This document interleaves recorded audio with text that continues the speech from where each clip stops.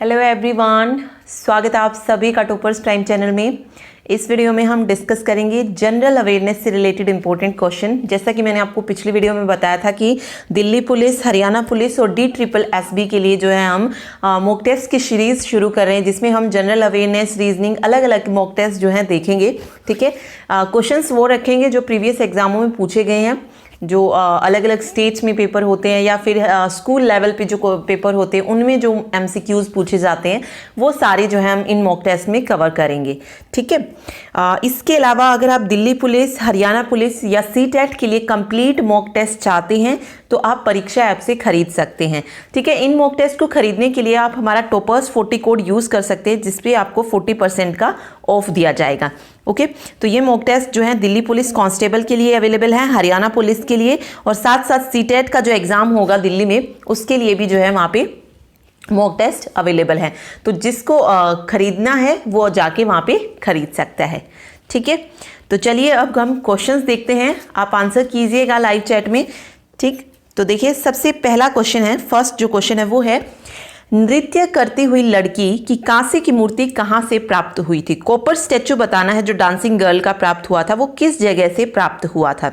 Options आपके पास हैं, हड़प्पा से, मोहनजोदड़ो से, चहुदड़ो से या राखी गढ़ी से। तो देखिए, जो नृत्य करती हुई लड़की की कांसे की मूर्ति प्राप्त हुई थी वो कहाँ से प्राप्त हुई थी? मोहनजोदड़ो से प्राप्त हुई थी। ठीक है, मोहनजोदड़ो ये पूछा जाता है कि ये जगह कहाँ पर है अब, तो ये है पाकिस्तान में। ठीक है, पाकिस्तान के सिंध प्रांत में। फिर एक क्वेश्चन आता है यहाँ से कि मोहनजोदड़ो किस नदी के किनारे पर है? तो सिंधु नदी के किनारे पर स्थित है।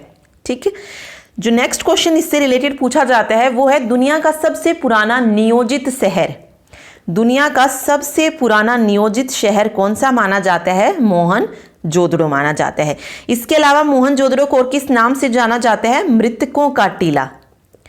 ये क्वेश्चन आता है, मृतकों का टीला किसे कहा जाता है? माउंड ऑफ डेड के नाम से किसे जाना जाता है? तो मोहनजोदड़ो को।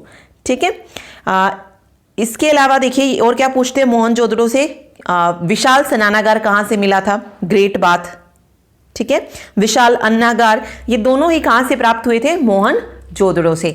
ठीक है, तो मोहनजोदड़ो से रिलेटेड जितने भी क्वेश्चन थे वो हमने इसमें कर लिए। देखिए कहाँ पर है? पाकिस्तान में है, सिंधु नदी के किनारे पे है, दुनिया का सबसे पहला या कह लीजिए सबसे पुराना नियोजित शहर माना जाता है। ठीक है, मृतकों का टीला के नाम से जाना जाता है, ग्रेट बाथ जो था यहीं पर मिला था। इसके अलावा एक और क्वेश्चन जो इंपॉर्टेंट है यहाँ से कि मोहनजोदड़ो की खोज किसने की थी? तो 1922 में RD बनर्जी, राखलदास बनर्जी ने जो थी मोहनजोदड़ो की खोज की थी। ओके, तो मोहनजोदड़ो से रिलेटेड जो भी इंपॉर्टेंट क्वेश्चन थे वो सारे हमने इसमें कवर कर लिए हैं। ठीक है, चलिए नेक्स्ट क्वेश्चन देखते हैं। देखिए अगला क्वेश्चन है, भगवत गीता किस धार्मिक पुस्तक का अंग है? ऑप्शंस हैं, रामायण, ऋग्वेद, महाभारत या मनुस्मृति। भगवत गीता, तो भगवत गीता किस रिलीजियस बुक का पार्ट है? तो ये पार्ट है महाभारत का। और भगवत गीता को लिखा किसने था? वेद व्यास ने। एक रामायण का भी पूछा जाता है कि रामायण को किसने लिखा? तो वाल्मीकि ने। तो दोनों जो है याद रखिए। ठीक है, चलिए नेक्स्ट देखते हैं, महायान का संबंध किस धर्म से है? जैन धर्म, शैव धर्म, हिंदू धर्म या बौद्ध धर्म? महायान बताना है कि किस रिलीजन से रिलेटेड है। तो महायान जो है ये रिलेटेड है बौद्ध धर्म से। बौद्ध धर्म दो भागों में बटा था, महायान और हीनयान। इसके अलावा कई बार जो है कंफ्यूज करने के लिए वो देते हैं थेरवाद। थेरवाद का संबंध किस धर्म से है? तो ये भी बौद्ध धर्म से। ठीक है, इसके अलावा अगर हम जैन धर्म की बात करें तो जैन धर्म भी दो भागों में बटा हुआ था, जिसमें कौन कौन थे? श्वेतांबर और दिगंबर। श्वेतांबर कौन थे? जो सफेद कपड़े पहनते थे, और जो दिगंबर थे वो नग्नावस्था में रहते थे। तो ये दोनों जो है आप याद रखिए। चलिए नेक्स्ट देखते हैं। नेक्स्ट क्वेश्चन है, विजयनगर साम्राज्य की स्थापना किसके काल में हुई थी? अलाउद्दीन खिलजी, मोहम्मद तुगलक, बाबर या फिर अकबर। यहाँ पे पूछा है कि जो विजयनगर साम्राज्य था, साउथ के जो हिंदू थे उन्होंने जो था ये साम्राज्य बनाया था, तो ये किसके काल में हुई थी इसकी स्थापना, ये बताना है। ओके, इसके अलावा जो एक क्वेश्चन पूछा जाता है कि विजयनगर साम्राज्य की स्थापना कब हुई थी, हुई कब थी? 1336 में जो थी इसकी स्थापना हुई थी। और किसने की थी? हरिहर और बुक्का रॉय, ये दो भाई थे जिन्होंने विजयनगर साम्राज्य की स्थापना की थी। लेकिन क्वेश्चन पूछा गया कि किसके काल में हुई थी, तो ये हुई थी मोहम्मद तुगलक के काल में। मोहम्मद तुगलक का जो शासन काल था वो था 1324 से लेकर 1351 तक। तो इनके शासनकाल में जो थी विजयनगर साम्राज्य की नींव रखी गई थी। किसने रखी थी? हरिहर बुक्का रॉय ने। ठीक है, चलिए नेक्स्ट देखते हैं। आईने अकबरी कितने भागों का संकलन है? 3, 4, 5 या 6? How many chapters are in Aine Akbari? आईने अकबरी में चैप्टर्स कितने हैं ये बताना है। ठीक है, तो देखिए आईने अकबरी को किसने लिखा था? अबुल फजल ने लिखा था। अबुल फजल ने लिखा था।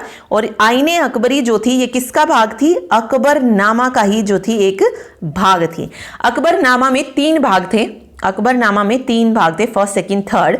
जो तीसरा भाग था वो कौन सा था? आईने अकबरी। ठीक है, ये चीज याद रखिए, अकबरनामा का भाग है आईने अकबरी। टोटल 3 भाग थे और तीसरा भाग कौन सा है? आईने अकबरी। आईने अकबरी में भी जो है आईने अकबरी के अंदर भी जो थे भाग थे, तो वो भाग ही बताने थे यहाँ पे। तो आईने अकबरी में टोटल 5 भाग हैं। ठीक है, 5 भागों का संकलन है आईने अकबरी। ठीक है, तो ये याद रखिए। चलिए नेक्स्ट देखते हैं। संथालों ने अंग्रेजों के विरुद्ध विद्रोह कब किया था? 1845, 55, 65 या 75?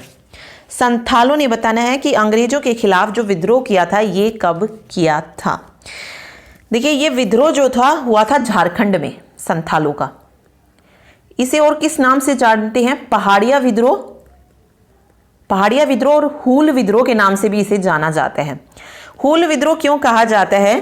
क्योंकि 30 जून को जब ये विद्रोह हुआ था तो अंग्रेज जो थे भागने पे मजबूर हो गए थे, तो इसी कारण जो था इसे हूल दिवस भी हूल विद्रोह भी कहा जाता है। और 30 जून को जो है झारखंड में हूल जो है दिवस मनाया जाता है। ठीक है, ये याद रखिए। तो संथालों ने अंग्रेजों के विरुद्ध विद्रोह किया था 30 जून 1855 ईस्वी को। ओके, इंपॉर्टेंट क्वेश्चन है ये। और इसके जो नेता थे कह लीजिए या फिर जो लीडर थे यहाँ पे जिसने इस विद्रोह का नेतृत्व किया था, कई बार इसका नाम पूछ लिया जाता है, तो जो मेन माने जाते हैं इसमें वो थे सिद्धू, कान्हू। ठीक है, ये भाई थे 4, सिद्धू, कान्हू, चांद और भैरव। इन 4 भाइयों को जो है इन 4 भाइयों ने इस विद्रोह का नेतृत्व किया था। ठीक है, चलिए नेक्स्ट देखते हैं। बंगाल का स्थायी बंदोबस्त किन के साथ किया गया था? जमींदारों के साथ, किसानों के साथ, गांवों के साथ या इनमें से कोई नहीं? तो देखिए स्थायी बंदोबस्त बताना है कि जो बंगाल का स्थायी बंदोबस्त जो व्यवस्था की गई थी या जिसे इस्टमरारी बंदोबस्त भी कहा जाता है, ये किन के साथ की थी ईस्ट इंडिया कंपनी ने? जमींदार, किसान या गांव? तो देखिए ईस्ट इंडिया कंपनी ने ये जो व्यवस्था थी, स्थायी बंदोबस्त था, ये किया था बंगाल के जमींदारों के साथ।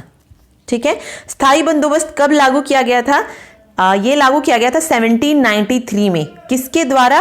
लॉर्ड कॉर्नवालिस के द्वारा। लॉर्ड कॉर्नवालिस के द्वारा जो था इसे बंगाल में 1793 ईस्वी में लागू किया गया था। ठीक है, सॉरी, जमींदारों के साथ जो था किया गया था। ठीक है, ये याद रखिए। नेक्स्ट देखते हैं। ब्रिटिश काल में प्रथम पर्वतीय स्थल कौन सा बना? दार्जिलिंग, शिमला, नैनीताल या Manali? Which was the first hill station came into being during the British period? जो पहला हिल स्टेशन बना वो बताना है। दार्जिलिंग था, शिमला था, नैनीताल या मनाली?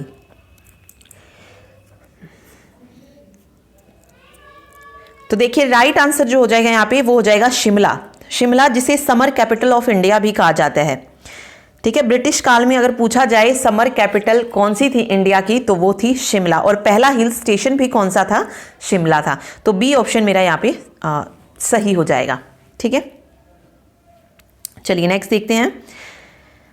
नेक्स्ट क्वेश्चन है, महात्मा गांधी की दांडी यात्रा कब आरंभ हुई थी? 12 मार्च 1930 को, 12 अप्रैल 1931, 13 मार्च 1931 या 14 मार्च 1932 को? ठीक है, दांडी यात्रा देखिए सबको पता है 19 1930 में शुरू हुई थी, लेकिन यहाँ पे जो कन्फ्यूज़न है हो सकता है वो डेट का दे देते कई बार, लेकिन यहाँ पे 1930 सिर्फ एक ही ऑप्शन है। तो राइट आंसर हो जाएगा 12 मार्च 1930 को। और ये जो यात्रा थी कितने सत्याग्रहियों के साथ शुरू हुई थी? 80 सत्याग्रहियों के साथ ये यात्रा शुरू हुई थी और 24 दिन तक ये यात्रा चली थी। ठीक है, और इसे किस नाम से भी जानते हैं? नमक सत्याग्रह भी इसे कहा जाता है। और इस दांडी यात्रा की शुरुआत पूछी जाती है कि स्टार्ट जो था दांडी यात्रा कहां से हुई थी? तो ये शुरुआत हुई थी इसकी अहमदाबाद के साबरमती आश्रम से। ठीक है, और कहां तक जो था, मतलब इसका जो एंड हुआ था वो कहां पर जाकर हुआ था? दांडी नामक गांव में। ठीक है, तो 12 मार्च 1930 यहां पे सही हो जाएगा। नेक्स्ट देखते हैं। नेक्स्ट क्वेश्चन है, मुस्लिम लीग की स्थापना कब हुई थी? 1907 में, 1908 में, 1906 में या 1909 में? मुस्लिम लीग की स्थापना। तो देखिए, मुस्लिम लीग की स्थापना की अगर मैं बात करूं तो ये हुई थी बांग्लादेश के ढाका में, मतलब ढाका में हुई थी। और अब कहां पे है? ढाका बांग्लादेश में है। ठीक है, और इसके जो नेता माने जाते हैं कौन कौन से? आगा खां, सलीमुल्लाह खां, मोहम्मद अली जिन्ना, ये सारे जो है इसके नेता माने जाते हैं जिन्होंने मिलकर मुस्लिम लीग की स्थापना की थी। और ये स्थापना हुई थी 1906 में, 1906 ईस्वी में इसकी स्थापना हुई थी। लेकिन डेट भी याद रखिए, 30 दिसंबर 1906 को जो थी मुस्लिम लीग की स्थापना हुई थी। ठीक है, चलिए नेक्स्ट देखते हैं। किस अधिवेशन में कांग्रेस और मुस्लिम लीग में समझौता हुआ था? लखनऊ, सूरत, लाहौर या बंबई? कांग्रेस और मुस्लिम लीग के बीच समझौता किस अधिवेशन में हुआ था? तो देखिए, सबसे पहले हम अगर समझौते की बात करें तो ये समझौता हुआ था 1916 में। और 1916 में जो अधिवेशन हुआ था वो कहां पर हुआ था? लखनऊ में हुआ था। तो फर्स्ट ऑप्शन यहाँ पे सही हो जाएगा, लखनऊ समझौता भी जिसे कहा जाता है। ठीक है, नेक्स्ट देखिए, इंपॉर्टेंट क्वेश्चन है। मुस्लिम लीग ने सीधी कार्यवाही दिवस यानी कि direction day of direction action जो था ये कब मनाया था? 16 अगस्त 1944 ईस्वी को, 16 अगस्त 1945 ईस्वी, 14 अगस्त 1947 या 16 अगस्त 1946 ईस्वी को? सीधी कार्यवाही दिवस, मुस्लिम लीग ने सीधी कार्यवाही दिवस कब मनाया था? ये मनाया था 16 अगस्त 1946 को। ठीक है, जिस कारण जो था कोलकाता में भीषण दंगे जो थे शुरू हो गए थे, इसीलिए इस सीधी कार्यवाही दिवस को कलकत्ता दंगा या फिर कलकत्ता का भीषण हत्याकांड या कह लीजिए ग्रेट कलकत्ता किलिंग के नाम से भी जाना जाता है। तो आपसे ये भी पूछ सकते हैं कि कलकत्ता दंगा कब हुआ था? ठीक है, और ये भी पूछा जा सकता है कि सीधी कार्यवाही दिवस कब मनाया गया। तो दोनों तरीके के इससे क्वेश्चन जो है यहाँ से पूछे जा सकते हैं। तो ये याद रखिए, इसे कलकत्ता दंगा के नाम से भी जानते हैं। ओके, चलिए नेक्स्ट क्वेश्चन देखते हैं। भारतीय संविधान सभा का निर्माण किस योजना के अंतर्गत किया गया? Cripps, cabinet mission plan, Shimla plan या गांधी प्लान? तो इजी क्वेश्चन है, पूछा जाता है ये बार बार। तो भारतीय संविधान सभा का निर्माण जो था ये हुआ था 16 अगस्त 1946 नवंबर 1946 में। ठीक है, और किस मिशन के तहत जो था ये किया गया था? कैबिनेट मिशन योजना के तहत। तो बी ऑप्शन मेरा करेक्ट हो जाएगा। ठीक है, अगला देखिए, भारत के अंतिम अंग्रेज वायसराय कौन थे? Lord Mountbatten, doctor Rajendra Prasad, Lord एटली या Lord weevil? Last viceroy of India. तो राइट आंसर क्या हो जाएगा? जो लास्ट वायसराय थे इंडिया के वो कौन थे? Lord Mountbatten. फर्स्ट जो है सही होगा यहाँ पे। ठीक है, नेक्स्ट देखिए, संविधान सभा में निर्धारित कुल संख्या है 289, 489, 589 या 389? How many members are constituted in constituent assembly? तो राइट आंसर कितना हो जाए, कौन सा हो जाएगा? 389, जिसमें से 292 मतलब 292 जो प्रतिनिधि थे वो कहां से थे? स्टेट से, यानी कि राज्य से थे। ठीक है, 93 जो प्रतिनिधि थे वो थे देसी रियासतों के प्रतिनिधि, देसी रियासतों थे। और 4 जो थे वो थे चीफ कमिश्नर। और वो कहां से थे? दिल्ली से, अजमेर से, कुर्ग से और बलूचिस्तान से। ठीक है। तो 4 जो थे चीफ कमिश्नर थे, 292 प्रतिनिधि कहाँ से थे, स्टेट से थे, और 93 देसी रियासतों से प्रतिनिधि थे। तो टोटल जो थे 389 जो थी संख्या थी संविधान सभा में। ठीक है, चलिए अगला देखिए, कबीर के गुरु का नाम लिखें। सूरदास, रामानंद, रामानुज या Shankaracharya. Name the Guru of संत कबीर। तो कबीर के गुरु का नाम पूछा यहाँ पे, तो कबीर के गुरु का नाम था रामानंद। बी ऑप्शन जो है यहाँ पे सही हो जाएगा। ठीक है, नेक्स्ट देखिए, साइंस का क्वेश्चन है, अभिनेत्र लेंस रेटिना पर किस प्रकार का प्रतिबिंब बनाता है? Eye lens form which type of image on retina? Real and erect, real and inverted, virtual and erect and virtual and inverted. जो लेंस होता है वो रेटिना पर किस तरीके का प्रतिबिंब बनाता है? तो देखिए राइट जो आंसर हो जाएगा यहाँ पे वो हो जाएगा रियल एंड इन्वर्टेड, मीन्स वास्तविक और उल्टा। ठीक है, रियल क्यों होता है? क्योंकि जो इमेज बनती है, रियल क्यों होता है ये? क्योंकि जो इमेज बनती है वो कहाँ पर बनती है? स्क्रीन पर बनती है। ठीक है, स्क्रीन मीन्स रेटिना पर बनती है इमेज। ओके, और इन्वर्टेड क्यों होता है? क्योंकि जो लेंस होता है हमारी आई का वो क्या होता है? कन्वेक्स लेंस होता है, इस कारण जो होती है वो क्या होती है? इन्वर्टेड होती है। तो राइट आंसर हमारा वास्तविक और उल्टा हो जाएगा। ठीक है, नेक्स्ट देखिए, स्वच्छ आकाश का रंग नीला होता है प्रकाश के। बहुत बार ये क्वेश्चन आता है।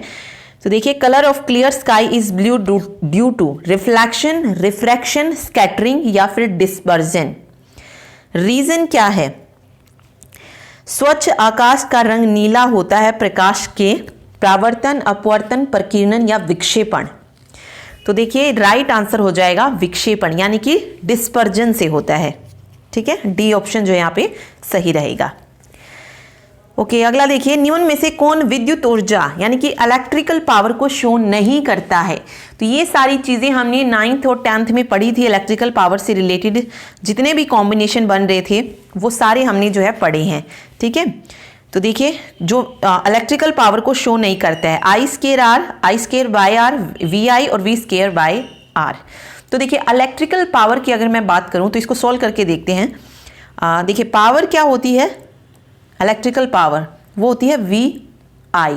वी क्या होता है? इसमें पोटेंशियल डिफरेंस होता है। वी क्या है? Potential difference. और आई क्या है? Electrical current.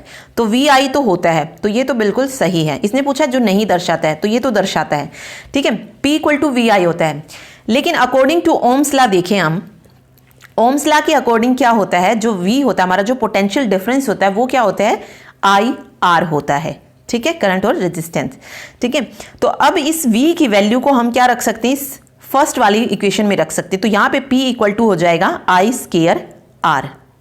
तो आई स्केयर आर भी जो है दर्शाता है मतलब पावर को, तो ये हो जाएगा। ठीक, ओम्स लॉ के according V equal to I R भी होता है, और ओम्स लॉ के अकॉर्डिंग ही मतलब यहीं से अगर हम निकालें I की वैल्यू हम निकाल सकते हैं इसमें से V बाई आर। आई की वैल्यू यहाँ से V बाई आर भी निकल सकती है। और इस I की वैल्यू को अगर हम फर्स्ट वाली इक्वेशन में अगेन रखेंगे तो क्या आएगा? पावर इक्वल टू V आई, एक मिनट, V बाय आर है तो ये V स्केयर बाय आर हो जाएगा। तो पावर जो है V स्केयर बाय आर को भी दर्शाती है, तो ये भी ठीक हो जाएगा। तो राइट आंसर जो होगा यहाँ पे वो होगा बी ऑप्शन, जो इलेक्ट्रिकल पावर को शो नहीं करता है। ठीक है, चलिए नेक्स्ट देखते हैं। इनमें से कौन सा ऊर्जा का पारंपरिक स्रोत नहीं है जो कि कन्वेंशनल सोर्स ऑफ एनर्जी नहीं है? बताना है। Fossil fuel, solar energy, hydro power, thermal power. तो देखिए कन्वेंशनल सोर्सेज कौन से होते हैं?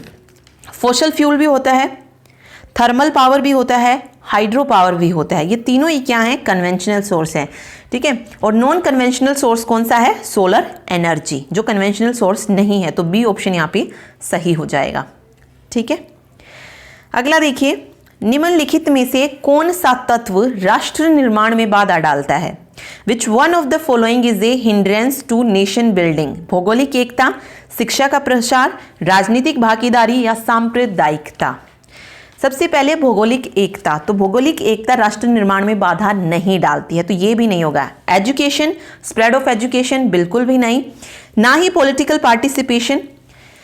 राष्ट्र निर्माण में जो बाधा डालता है वो है सांप्रदायिकता। अब सांप्रदायिकता क्या है? मीन्स कम्युनलिज्म क्या है? एक विचारधारा है जिसके तहत क्या होता है, कोई समाज जो होता है वो अलग अलग धार्मिक समुदायों में बट जाता है, या कह लीजिए विभाजित हो जाता है, ठीक है। और जब हमारा समाज अलग अलग धर्मों में बट जाता है तो राष्ट्र निर्माण में वो बाधा का काम करता है। तो घ ऑप्शन मेरा यहाँ पे सही हो जाएगा, सांप्रदायिकता, ठीक है। अगला देखिए, कारगिल संघर्ष के दौरान भारतीय सेना ने कौन सा ऑपरेशन चलाया था? ऑपरेशन विजय, ऑपरेशन सुरक्षा, ऑपरेशन शांति, या इनमें से कोई नहीं। तो देखिए, कारगिल विजय दिवस भी पूछा जाता है कई बार, तो आपको पता ही है अभी थोड़े दिन पहले ही कारगिल विजय दिवस मनाया गया था। किस दिन होता है? 26 जुलाई को जो है कारगिल विजय दिवस मनाया जाता है, ठीक है। और कौन सा ऑपरेशन चलाया था? ऑपरेशन विजय जो है यहाँ पे सही हो जाएगा। 26 जुलाई को कारगिल विजय दिवस, और ये युद्ध जो था लगभग 60 डेज तक जो था चला था, ठीक है। और 26 जुलाई को इसका अंत हुआ था, तो इसे कारगिल विजय दिवस के रूप में मनाया जाता है। चलिए नेक्स्ट देखते हैं। भारत में संपूर्ण क्रांति का आह्वान किस नेता ने किया था? मोरारजी देसाई, जयप्रकाश नारायण, चौधरी चरण सिंह, या विनोबा भावे? संपूर्ण क्रांति, देखिए संपूर्ण क्रांति का जो आह्वान था ये क्यों किया गया था? इंदिरा गांधी की जो सत्ता थी उसे उखाड़ फेंकने के लिए जो था संपूर्ण क्रांति का नारा जो था दिया गया था। और ये किसने दिया था? ये दिया था जयप्रकाश नारायण ने। और इन्हें जो है 1999 में जो है मरणोपरांत भारत रत्न से भी सम्मानित किया गया था। तो ये चीजें याद रखिए, संपूर्ण क्रांति का आह्वान जयप्रकाश नारायण ने किया था, ठीक है। चलिए नेक्स्ट देखते हैं। वर्तमान में लोकसभा में अनुसूचित जातियों के लिए कितने स्थानों का आरक्षण किया गया है? 69, 84, 40 या 89? ओके, देखिए ये क्वेश्चन स्कूल लेवल पे भी पूछा गया है, और ये क्वेश्चन जो था एचएससी के जो एग्जाम हुए थे उनमें भी ये क्वेश्चन जो था पूछा गया था, तो इंपॉर्टेंट है। और यहाँ पे जो मैंने आपको अभी ये क्वेश्चन कराए ये सारे स्कूल लेवल पे ही पूछे गए हैं। 12th क्लास में जो बोर्ड होता है 12th का, उसी में जो है ये क्वेश्चन पूछे गए हैं। ओके, तो वही कर रहे हैं यहाँ भी हम। तो अनुसूचित जाति, अगर हम बात करें लोकसभा में टोटल सीटों की तो 543 हैं। वैसे 540 होती है, 2 राष्ट्रपति मनोनीत करता है तो वो अलग है। 543 में से अगर हम देखें तो 131 सीटें हैं जो आरक्षित हैं। उन 131 सीटों में से कुछ सीटें एससी के लिए आरक्षित हैं और कुछ सीटें एसटी के लिए आरक्षित हैं, ठीक है। तो जो अनुसूचित जाति यानी कि जो एससी के लिए आरक्षित हैं वो कितनी है? 84 हैं, और एसटी के लिए कितनी है? 47 है। तो यहाँ पे एससी के लिए पूछा था, शेड्यूल्ड कास्ट के लिए, तो 84 जो है यहाँ पे करेक्ट आंसर हो जाएगा, ठीक है। चलिए नेक्स्ट देखिए, संयुक्त राज्य अमेरिका पर हुए आतंकवादी हमले को किस नाम से पुकारा जाता है? 11/9, 9/11, गृह युद्ध या तालिबानी युद्ध? तो संयुक्त राज्य अमेरिका पर हमला हुआ था, उसको बताना है कि किस नाम से जाना जाता है। तो देखिए, जो टेररिस्ट अटैक हुआ था यूएसए में वो हुआ था 11 सितंबर को, और इसे किस नाम से जानते हैं? इसे जाना जाता है 9/11 के नाम से, ठीक है। 11/9 मत कर देना, 9/11 के नाम से इसे जाना जाता है। तो ख ऑप्शन यहाँ पे सही हो जाएगा, ठीक है। चलिए अगला देखिए, बांग्लादेश की स्थापना कब हुई थी? 1950 में, 1965 में, 1971 में या 1981 में? इजी क्वेश्चन है, लेकिन यहाँ पे डिफिकल्टी तब आती है जब अगर इसके साथ आपको डेट भी दे दी जाए, ठीक है। तो जिसको पता है डेट की कब जो है बांग्लादेश की स्थापना हुई थी, किस डेट को, तो वो डेट भी लिखिएगा। देखिए, बांग्लादेश की जो स्थापना हुई थी वो हुई थी 1971 में, और डेट थी 26 मार्च, ठीक है। 26 मार्च 1971 को बांग्लादेश की स्थापना हुई थी, ठीक है। चलिए नेक्स्ट देखिए, ILO यानी कि अंतर्राष्ट्रीय श्रम संगठन, इंटरनेशनल लेबर ऑर्गेनाइजेशन का हेडक्वार्टर, मुख्यालय कहां पर है? जिनेवा, न्यूयॉर्क, वॉशिंगटन या पेरिस? ILO की अगर हम बात करूं, स्थापना जो हुई थी वो कब हुई थी? 1919 में हुई थी, ये भी याद रखिए। और इसका जो मुख्यालय है वो कहां पर है? जिनेवा, स्विट्जरलैंड में है। तो फर्स्ट ऑप्शन यहाँ पे सही हो जाएगा। और इसमें सदस्य कितने हैं? 187, ठीक है, 187 जो है इसमें सदस्य हैं। ओके, चलिए नेक्स्ट देखते हैं। भारत ने क्योटो प्रोटोकॉल पर कब हस्ताक्षर किए थे? 2003, 2001, 1999 या 2002? इंडिया को बताना है कि क्योटो प्रोटोकॉल जो था वहां पर इंडिया ने कब साइन किए थे।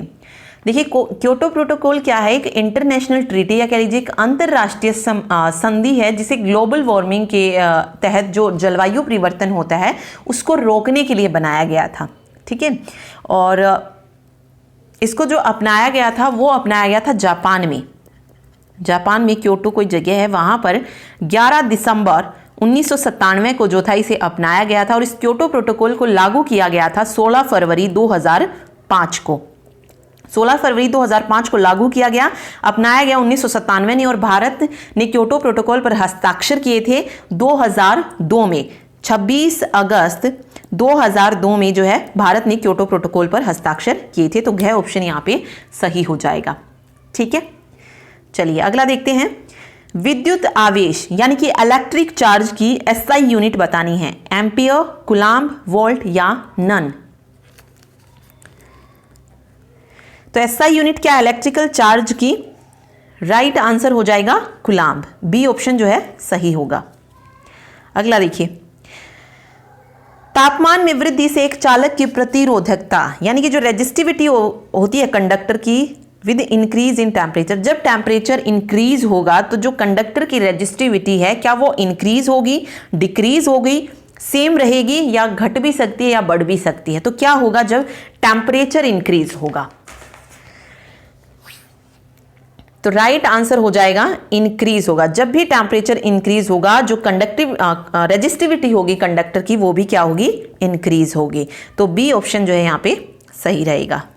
ठीक है, अगला देखिए, एक प्रतिचुंबकीय पदार्थ की चुंबकीय प्रवृत्ति होती है। Magnetic susceptibility of diamagnetic substance is small and negative, small and positive, large and negative, large and positive? Magnetic susceptibility बतानी है डायमैग्नेटिक सब्सटेंस की।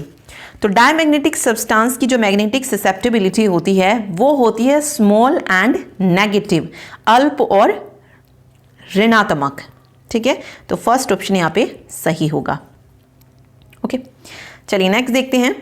The working of an optical fibre depends upon, एक प्रकाश तंतु की कार्य प्रणाली, बहुत इंपॉर्टेंट क्वेश्चन और ये एग्जाम में बार बार ये क्वेश्चन आता है। जो वर्किंग होती है ऑप्टिकल फाइबर की वो डिपेंड करती है रिफ्लेक्शन पे, मोमेंट पे, रिफ्रैक्शन पे या TIR, टोटल इंटरनल रिफ्लेक्शन पे? तो राइट आंसर हो जाएगा the working of an optical fibre depends upon TIR, total internal reflection. ठीक है, डी ऑप्शन जो है यहाँ पे सही होगा। नेक्स्ट है, एक सामान्य मानव नेत्र के लिए सुस्पष्ट दृश्यता की अल्पतम दूरी क्या है? For a normal human eye the least distance of distinct vision is 25 centimetre, 25 metre, 2.5 metre या 1 मीटर? लीस्ट डिस्टेंस बताना है डिस्टिंक्ट विजन का। तो यहां पे राइट आंसर हो जाएगा 25 सेंटीमीटर। फर्स्ट ऑप्शन जो है सही होगा। ओके, नेक्स्ट देखिए, which of the following stopping potential required is minimum? Blue, red, yellow, green? निम्न में से किसके लिए निरोधी विभव अति लघु होगा? जो पोटेंशियल रिक्वायर्ड जो है वो किस के लिए जो है मिनिमम होगा? देखिए, अगर मैक्सिमम पूछा जाए पोटेंशियल रिक्वायर्ड कि किसके लिए होगा तो वो होता है वायलेट के लिए। ठीक है, लेकिन यहाँ पे पूछा है मिनिमम होगा पोटेंशियल, स्टॉपिंग पोटेंशियल, तो वो होता है रेड के लिए। तो बी ऑप्शन जो है सही हो जाएगा यहाँ पे। ओके, नेक्स्ट है, निम्न में से कौन सा समष्टि तत्व यानी कि मैक्रो इकोनॉमिक फैक्टर नहीं है बताना है? समग्र मांग, राष्ट्रीय आय, ट्रेड साइकिल या फिर कंज्यूमर इक्विलिब्रियम? देखिए, मैक्रो इकोनॉमिक फैक्टर्स क्या होती हैं जो कि इकोनॉमी को अफेक्ट करते हैं। ठीक है, अब इनमें से जो इकोनॉमी को अफेक्ट नहीं करता है वो कौन सा होगा? अब नेशनल इनकम है वो इकोनॉमी को अफेक्ट करेगा, इन्फ्लेशन है वो करेगा, GDP है वो भी नेशनल इनकम को इकोनॉमी को अफेक्ट करेगा। ठीक है, तो एग्रीगेट डिमांड हो, नेशनल इनकम हो, ट्रेड साइकिल हो, ये सारे इकोनॉमी को अफेक्ट करेंगे। तो ये क्या है, मैक्रो इकोनॉमिक फैक्टर्स हैं। ठीक है, इसके अलावा जो नहीं करेगा वो है कंज्यूमर इक्विलिब्रियम, यानी कि उपभोक्ता संतुलन। तो इसमें से जो मैक्रो इकोनॉमिक फैक्टर नहीं है वो है कंज्यूमर इक्विलिब्रियम, यानी कि उपभोक्ता संतुलन। ठीक है, चलिए नेक्स्ट देखिए, indifference curve is dash to the origin. तटस्था वक्र मूल बिंदु की ओर डैश होती है। नतोद्र रेखा, सीधी रेखा, उन्नतोद्र रेखा या इनमें से कोई नहीं। तो इनडिफरेंस जो कर्व होती है वो ओरिजिन की क्या होती है, कन्वेक्स होती है, convex line to the origin. C option जो है यहाँ पे सही हो जाएगा। ठीक है, अगला है, भारत में 1 रुपए के नोट कौन जारी करता है? Who issue 1 rupee note in India? RBI, government of India, commercial bank या फिर गवर्नमेंट ऑफ हरियाणा? तो देखिए हरियाणा सरकार तो है नहीं, ठीक है, व्यापारिक बैंक भी नहीं है। अब बचा आंसर भारतीय रिजर्व बैंक और भारत सरकार में से। तो 1 रुपए के नोट कौन जारी करता है? इंडिया, मतलब गवर्नमेंट ऑफ इंडिया। तो भारत सरकार जो है यहाँ पे सही हो जाएगा।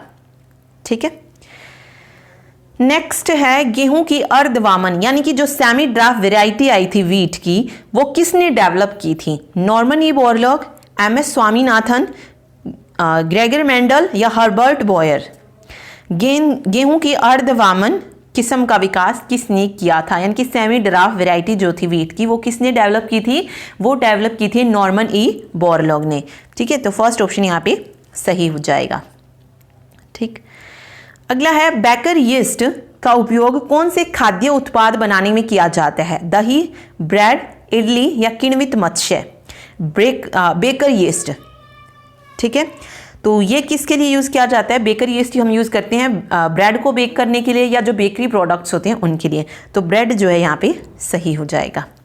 ठीक है, अगला है, लास्ट क्वेश्चन है ये, और इसमें हमने टोटल 40 क्वेश्चन किए हैं। तो अपना स्कोर ज़रूर शेयर कीजिएगा कि किसने जो है कितने क्वेश्चन जो है सही किए हैं। Okay, which one of the following is not a green house gas? जो इनमें से ग्रीन हाउस गैस नहीं है बतानी है। Carbon dioxide, methane, sulphur dioxide, nitrous oxide.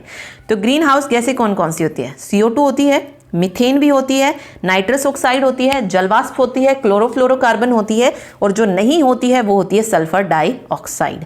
तो सी ऑप्शन यहाँ पे सही हो जाएगा। ठीक है, तो ये था first mock test. Haryana police, Delhi police, DSSB, इन सभी के लिए जो है ये सारे क्वेश्चंस जो है बहुत इंपॉर्टेंट है, तो इन्हें याद रखिएगा। नेक्स्ट वीडियो में मिलेंगे हम नेक्स्ट मॉक टेस्ट के साथ। Thank you so much.